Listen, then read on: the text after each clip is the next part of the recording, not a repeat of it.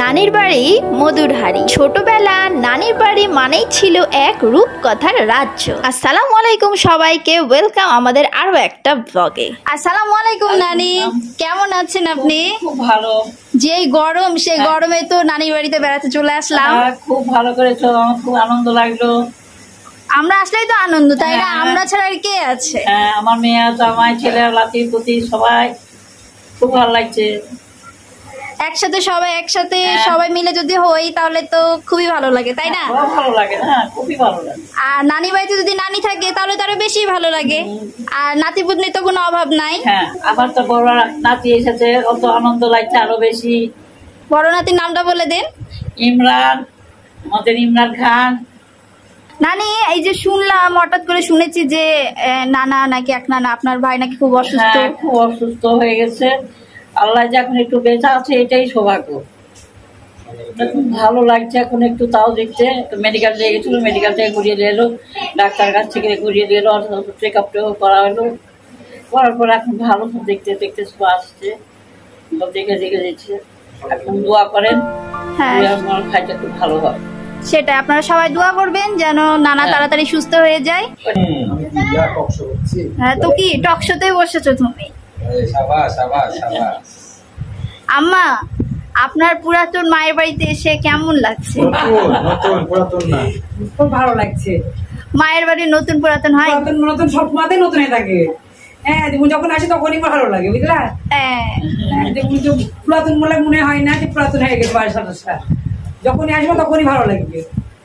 হ্যাঁ, আমার মামার অসুখ হয়েছে শুনলাম কালকে, হঠাৎই শুনেছি যে মামার শরীর খুব খারাপ, তোমার যদি দেখা হবে, কাজও আছে, বাগানের দিকে একটু যাবো। হ্যাঁ, আজকে আমরা বাগানে যাব, বাগানে যে কাঁঠাল আম যা যা আছে সব ব্যাগ ভর্তি করে পেরে নিয়ে যাবো। নানির বাড়িতে নানি কি না করে খাওয়াতেন না। এছাড়াও সামনের খোলা জায়গায় রোদ বৃষ্টি উপেক্ষা করে কত রকম খেলা খেলেছি ছোটবেলায়। নানা নানিরা না থাকলে নানি বাড়ি কি সেটা বোঝাই দুষ্কর।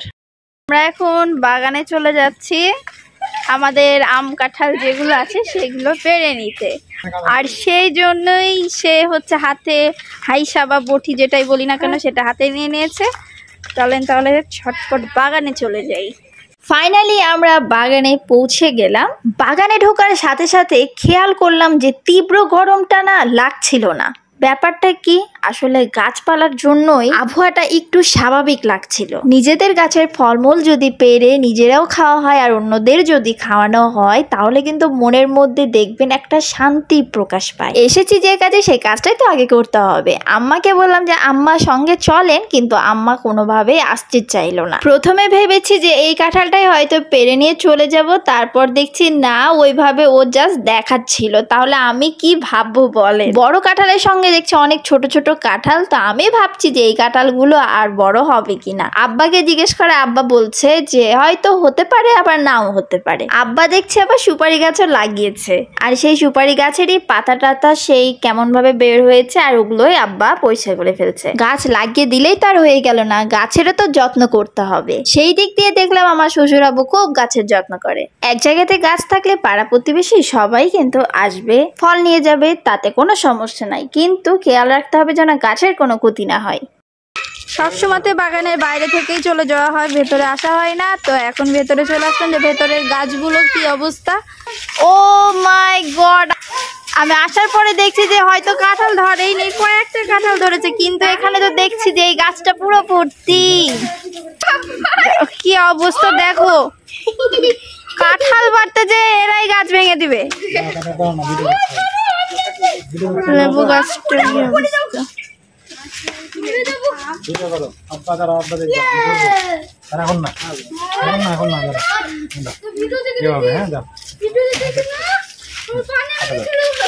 একটা কিন্তু দুটো না। আমাদের জাতীয় ফল কাঁঠাল। ইয়াল্লা কত আঠাল এর হচ্ছে। আঠা দিয়ে কিন্তু আঠা তৈরি হয়, খেজুর গাছও হয়ে যাচ্ছে, বংশীতে খেজুর খাওয়া। তাই পাচ্ছি টপকানো যাবে না। আমাদের কাঁঠাল পাড়া হয়ে গেছে। এটা কিসের জন্য পারলাম? তরকারি খাওয়ার জন্য না। আমাদের এখানে হচ্ছে কাঁঠালের তরকারি খুব বেশি চলে, খুব রান্নাও করা হয়। আপনাদের হচ্ছে কে কোথায় হচ্ছে কাঁঠালের তরকারি খান সেটা কমেন্ট করে অবশ্যই জানাবেন। কাঁচা কাঁঠাল যদি সুন্দরভাবে রান্না করা হয় তাহলে কিন্তু স্বাদ অতুলনীয়। আমরা কিন্তু কাঁঠালের তরকারি চিংড়ি মাছ দিয়েও রান্না করে খাই, সেটা ভীষণ স্বাদ হয়। শাশুড়ি মা আজকে একটা আমাকে বড় দায়িত্ব দিয়েছে, ভাগাভাগি করার দায়িত্বটা এখন পালন করছি। অ্যাকচুয়ালি ভাগ করার বিষয়টা না সবাই পারে না, আর ঠিক তেমনি আমিও পারি না। তো আজকে শাশুড়ি মা বলেছে যে আজকে তুমিই ভাগ করবা, আমি বসে বসে দেখব। লিচু ভাগাভাগি করলাম মাংসের মতো, হয়তো কোরবানির মাংস বাড়ছি।